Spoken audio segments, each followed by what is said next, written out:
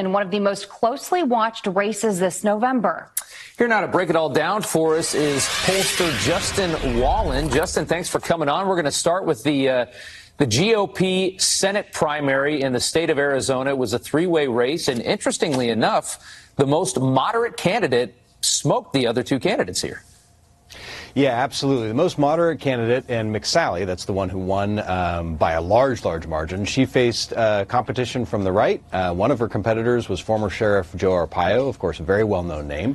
All three were clamoring for the president's support. McSally didn't always have an exactly cozy relationship, but certainly warmed up, and she won handily. And that's good news for Republicans, because she's really the one who's best poised to win in the general against her Democratic opponent. And a lot of people expected her to win, so no big surprises there. Let's talk about the Arizona Democratic governor's race. Any surprises here in your mind?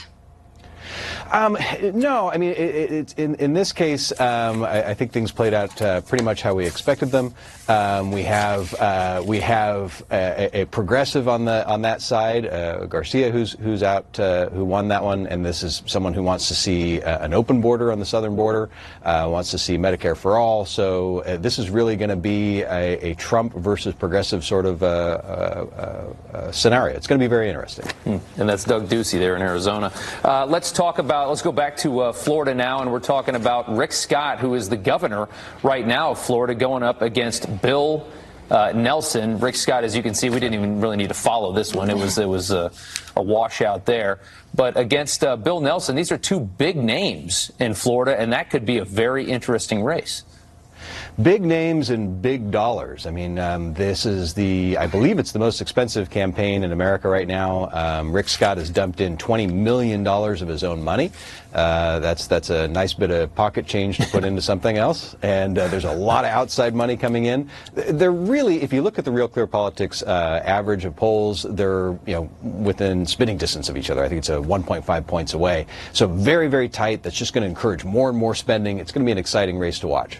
Let's talk about Florida GOP governor's race. And this one was one that a lot of people were watching only because at one point Adam Putnam was ahead of Ron DeSantis, and then Ron DeSantis got the President Trump endorsement. And as you can see, Ron DeSantis comes away with the win there.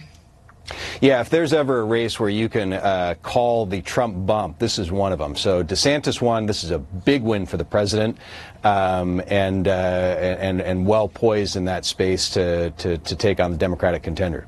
Yeah, and that Trump bump meant about 300,000 votes, it looks like, in that race. That is incredible, really. Let's go down to South Florida, a familiar name in Donna Shalala versus a former news anchor and a Republican at that. This will be interesting. Right. If there's ever anything that was kind of made for TV, this would be it. So former Clinton HHS Secretary Donna Shalala is going to face off against an actual television news anchor. That's the GOP nomination. It's going to be interesting. It's fun. To me, that's one of the fun races just to keep an eye on. Obviously, the larger races are the ones that tend to capture a little bit more attention. But I think that one's just going to be a fun one to watch. Do you think Shalala takes that one?